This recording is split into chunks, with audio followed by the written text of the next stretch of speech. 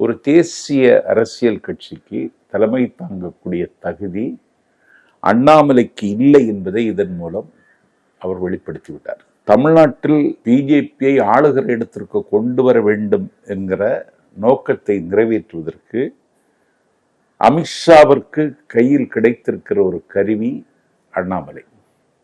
ஆனால் அந்த நோக்கத்தை நிறைவேற்றுவதற்கு எந்த திசையில் பயணிக்க வேண்டும் என்கிற தெளிவு அண்ணாமலையிடம் இல்லை.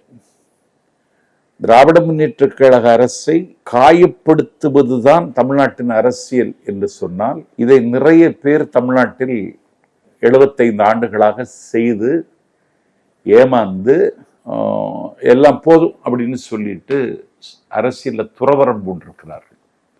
அதே நிலைமைதான் அண்ணாமலைக்கு வரும். திமுக ஆட்சியை அகற்றுகிறவரை காலில் செருப்பணிய போவதில்லை என்றால் இது ஒன்று